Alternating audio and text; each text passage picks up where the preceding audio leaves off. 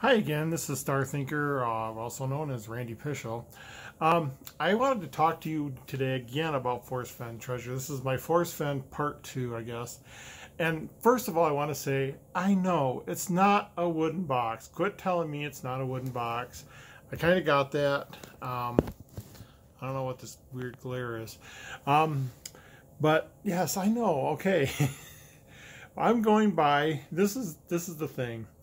I remember when this very first came out, when Forrest Fenn first said, hey, I got a treasure, I'm going to hide it, blah, blah, blah. He only had the poem. He didn't tell you nothing about it. There was no map. There was no book.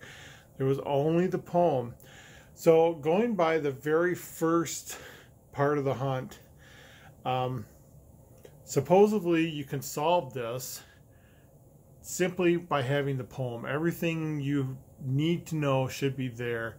And so I was looking at the poem, just strictly speaking. Again, I can't erase the memories I have because I know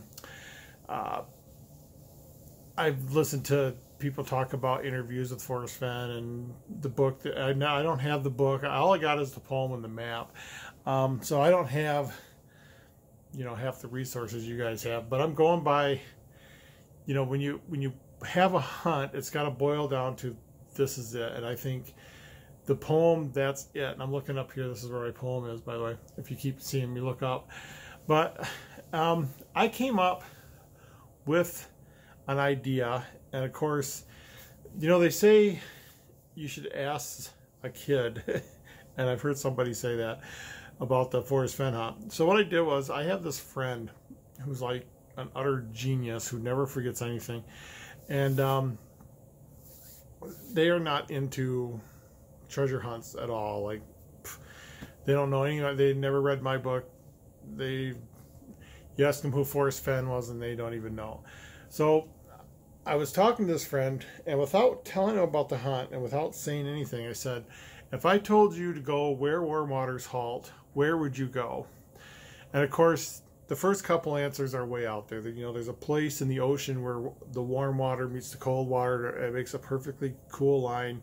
If you've never seen that, Google it, because it's really cool, because it's like two parts of the ocean. They're different colors, and there's a straight line.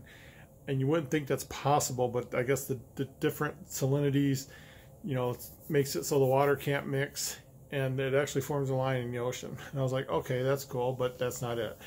And they were talking about like the Arctic Circle or other things like that. But I said, think closer to home. If I told you had to walk to where warm waters halt, and keeping in mind this person lives in Iowa, where would you go? And they were like, the sewage treatment plant, because your pee is warm water and it's going to halt at the sewage treatment plant. So I'm like, okay, that's thinking outside the box. And when I was a kid, I had this this book called Intellectual Blockbusting, and I loved that book, and I read it over and over again. I think it's responsible for a lot of my critical thinking.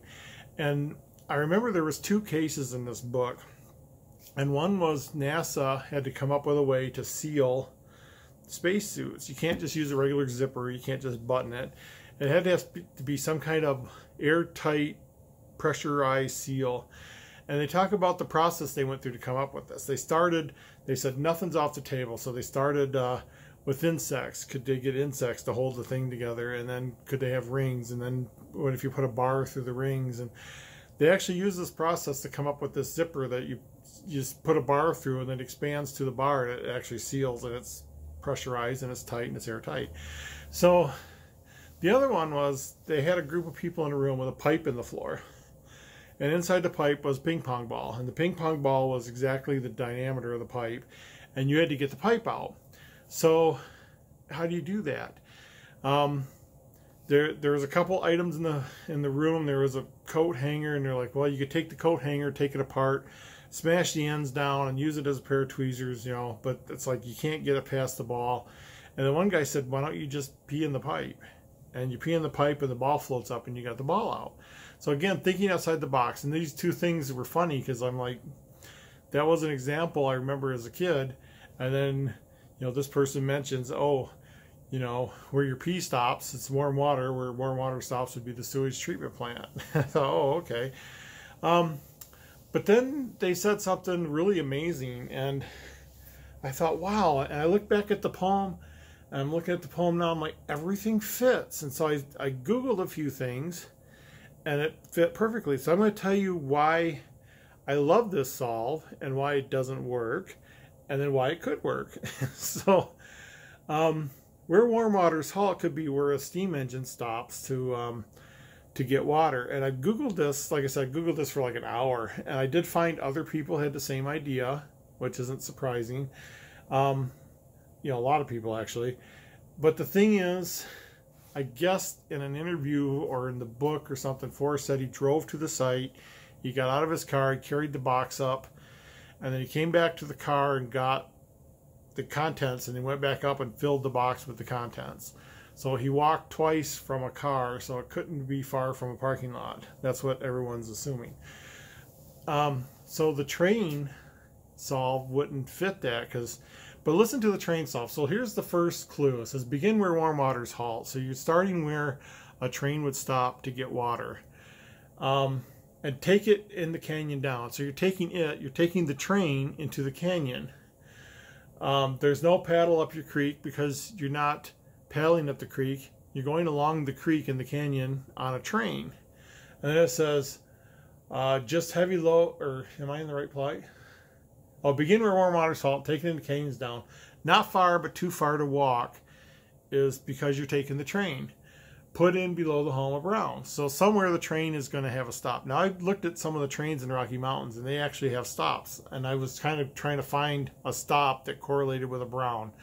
From there, it's no place for the meek. Now, if you've ever been on a train in the Rockies, they tend to hug cliff sides. And if you look out the train, there's these huge drop-offs. And I'm telling you, they are butt-clenching drop-offs.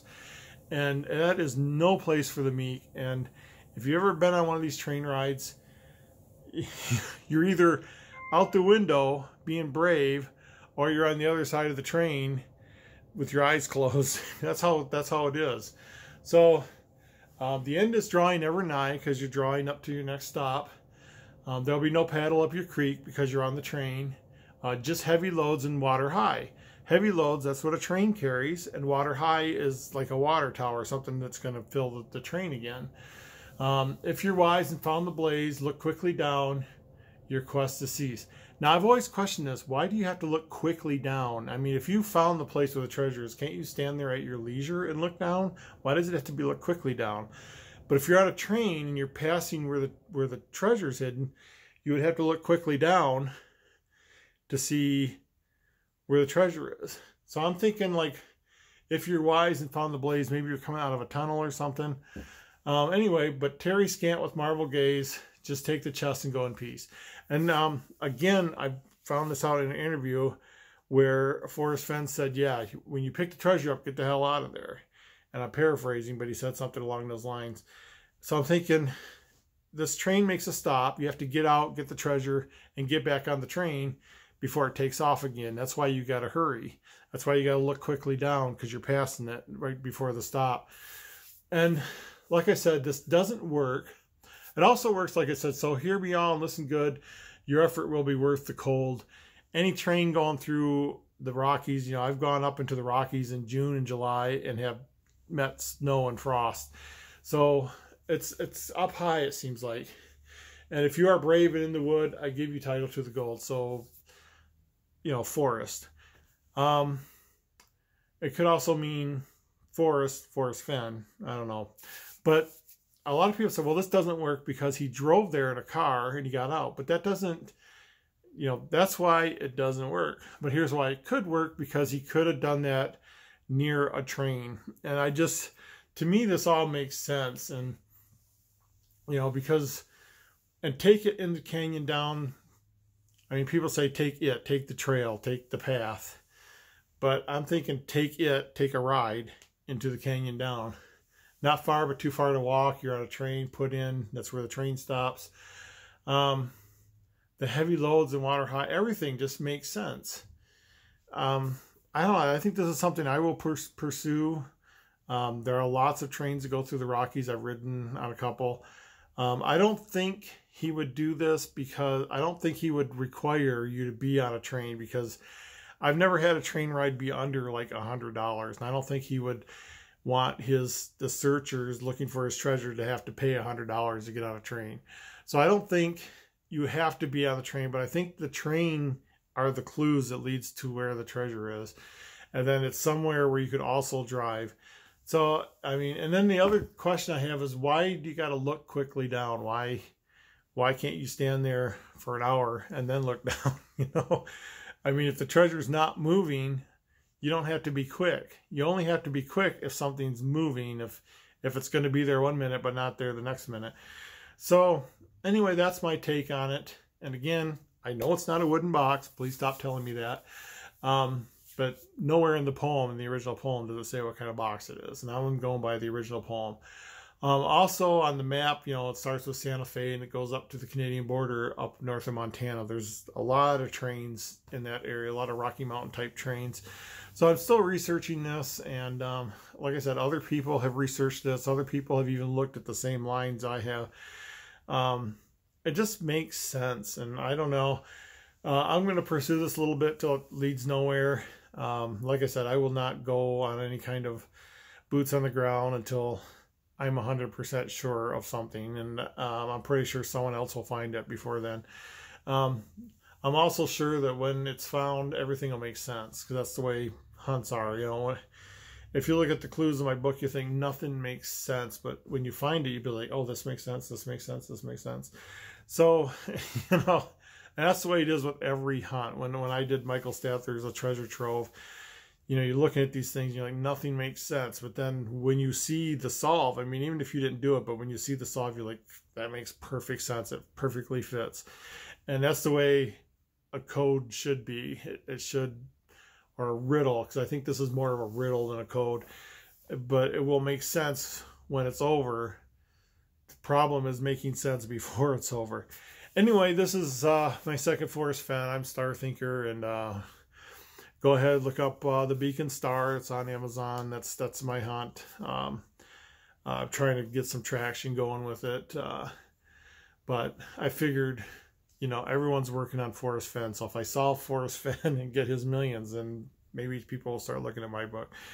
But anyway, it's a lot of fun. But I'm going to go ahead and sign off. I know there's a live stream coming up soon, so I kind of wanted to see that. So have a good night, and this is Star Thinker signing off.